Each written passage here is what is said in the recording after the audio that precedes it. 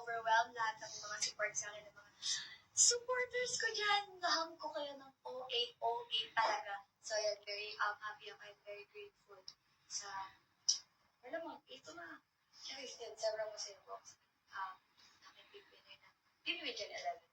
Ako talaga, ate, like, if I'm being for real talaga, hindi ako nag-audition kung nang talagang, like, gusto ko talaga. Ganon. Nag-audition ako kasi may mga friends akong kasama talaga. Eh, so parang lumakas yung loob. Actually, yung pag-audition ko, 3 things lang. Legit, swear to God, 3 things lang talaga yung pag-audition ko and hindi ko in-expect na, ayun, nakakapasok ako and, dahil sa pag-trippings na audition, ang pinag-uusapan po talaga namin is, wala pong connect sa big night. Kumbaga, 4 lang po kami nakagaya. Ine-enjoy lang po na, wala po talagang connect dun sa mangyayari yung big night. Kasi, ine-enjoy lang namin yung moment namin na big 4 na kami. Hindi na namin iniisip kung, kung anong maging place talaga namin, 4. Proud kami sa isa't isa, and masaya kami. Dahil being a big 4 is sobrang hirap kaya na makapunta sa big 4. Kaya nung time na yun na nakaupo kami sa studio, wala na kami iniisip ko. I lift up everything to Lord Jesus Christ. Siya nang bahala. Yun na lang talaga yung sinasabi ko sa utak ko na, Lord God, ikaw nang bahala. If anong magiging plan mo sa akin, if anong place mo gusto mo ipunta or ilagay, doon ako. And I'll forever. Magpapila lang po 2 trains natira doon sa loob. Miss Universe! Bakit tawag na kabal? Ano yan? Tapos nung, binanggit na. Ako po talaga, kami 2 ni Rain, sabi po namin sa isa't isa, kahit anong mangyari, kahit anong place namin pareho, we're very proud of each other talaga na, kahit, sobrang grabe, second runner-up or other big winner, grabe na yung impact nun sa atin. So, habang pinapanggit ni Miss Bianca, kinakabahan kami syempre. Alam ko naman na gusto din na rin na maging big winner. And yeah, habang binabanggit ni Madam Pion, sobrang kinakabahan ako. Kasi kahit naman ako, sobrang sama ng ugali ko. Gusto ko din mo maging big winner. So, more of excitement lang. Sabi ko, damn, I did it.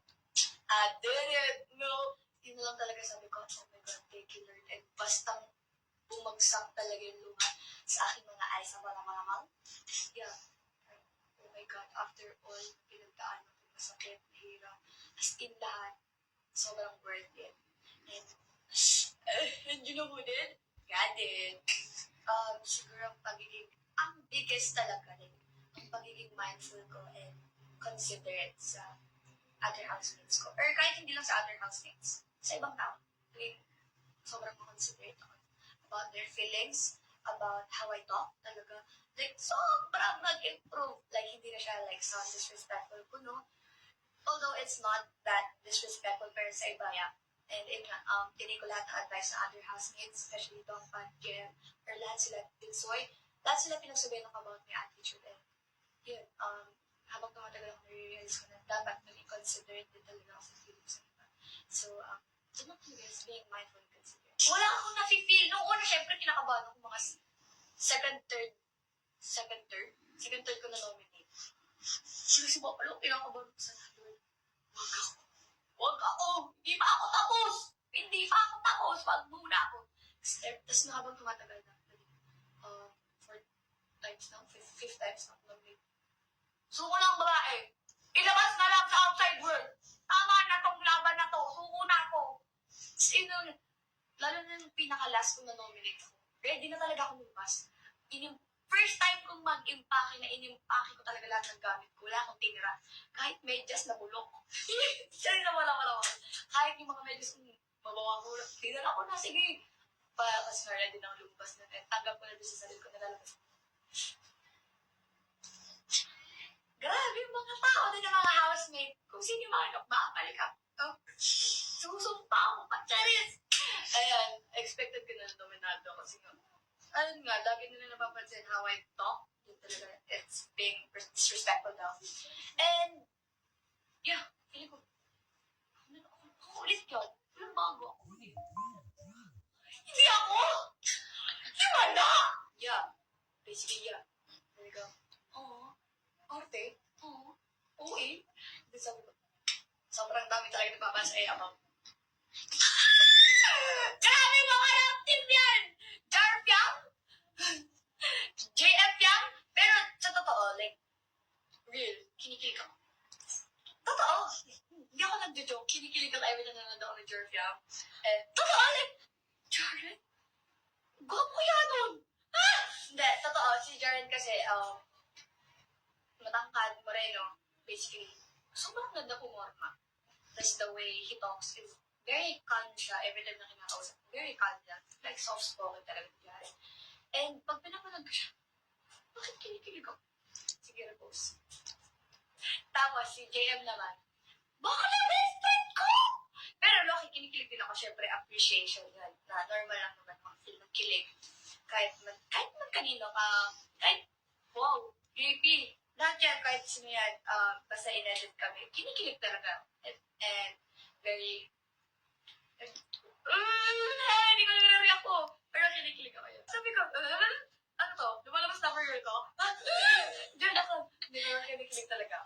Mamili naman kayo ng isa-isa lang! Sino ba? Tatlo? Grabe naman, isa lang po. Please, isa lang ang paka-arte, mamiling maganda. Isa lang, please. Nagmakaawa. Pero parang ganda ko na. And yeah, thank you for supporting me talaga. And sa mga edits nyo, don't worry. Napapanood kayo lahat.